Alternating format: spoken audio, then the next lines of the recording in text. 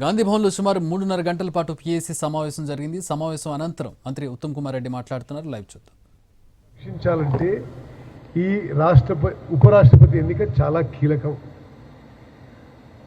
అదేవిధంగా నేను చాలా సంతోషిస్తున్నాను వ్యక్తిగతంగా, అంటే నాకు దగ్గర వ్యక్తిని కాదు, జస్టిస్ సుదర్శన్ రెడ్డి గారి అభ్యర్థిత్వం ప్రకటించిన తర్వాత చాలా పాజిటివ్ వైబ్స్, చాలా ఒక పాజిటివ్ ఫీలింగ్.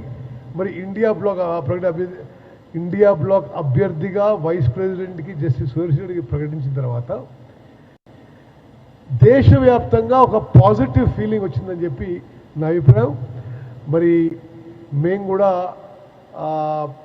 తెలంగాణ కాంగ్రెస్లో ముఖ్యులు, మరి ఇతర పార్టీల అధిపతులతోని, ఇతర పార్టీల ఎంపీలతోని మరి తప్పనిసరిగా జస్టిస్ సుదర్శన్ రెడ్డి గారి ఎన్నిక కొరకు మా వంతు కృషి కూడా చేస్తామని చెప్పి నేను మీ అందరికీ తెలియజేస్తూ, చివరిగా ఒక్క నిమిషం సుధాకర్ రెడ్డి గారి గురించి.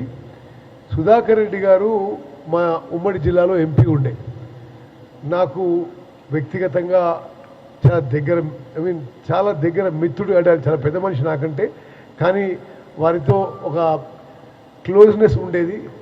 Very highly principal man, committed to communist ideologies, వారి ఎథిక్స్, మోరల్స్, వాల్యూస్, మరి కింది స్థాయి కమ్యూనిస్ట్ కార్యకర్త నుంచి భారతదేశంలో సిపిఐ పార్టీకి నెంబర్ 1గా ఎదిగి ఏనాడు కూడా సిద్ధాంతాలకి విలువలకి ఏమాత్రం ఈ maintain the highest principles, highest morals and ethics and politics. అంటే దగ్గరగా మా జిల్లా ఎంపీ కూడా చూసిన, ప్లస్ కాంగ్రెస్ సిపిఐ అలయన్స్ ఉన్నప్పుడు చర్చల్లో పాల్గొన్నాం. సరే, వారిని is really a great man.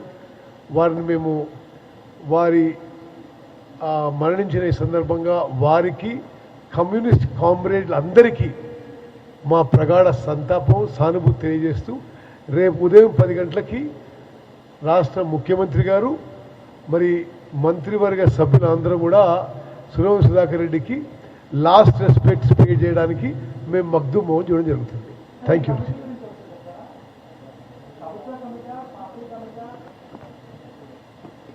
Committee, రాష్ట్ర కాంగ్రెస్ కమిటీ అధ్యక్షులు మహేష్ కుమార్ గౌడ్ గారు చెప్తారు. Thank you.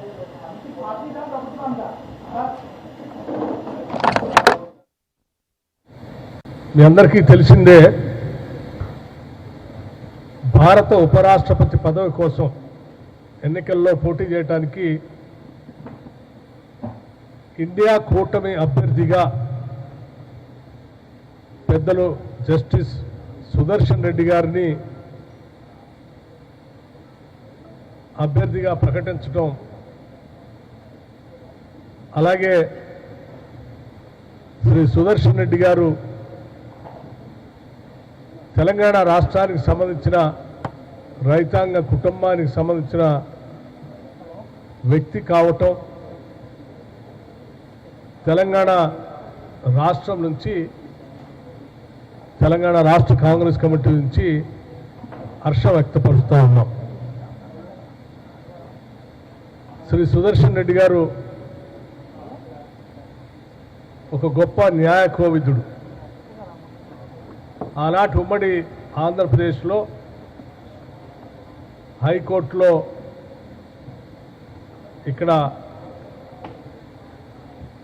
జడ్జిగా, జస్టిస్గా, హైకోర్టు జస్టిస్గా, అట్లాగే అస్సాంలో చీఫ్ జస్టిస్గా, సుప్రీంకోర్టులో జస్టిస్గా ఈ దేశ ప్రజల హక్కుల్ని కాపాడటం కోసం వారిచ్చినటువంటి తీర్పులు భారత రాజ్యాంగ ఔన్నత్యాన్ని కాపాడటమే కాకుండా భారత ప్రజాస్వామ్యాన్ని, పౌరుల హక్కుల్ని కాపాడినటువంటి అనేక తీర్పులు చారిత్రాత్మకమైనవి.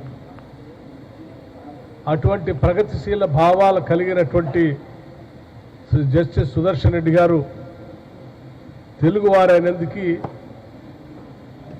మేమంతా గర్విస్తూ ఉన్నాం.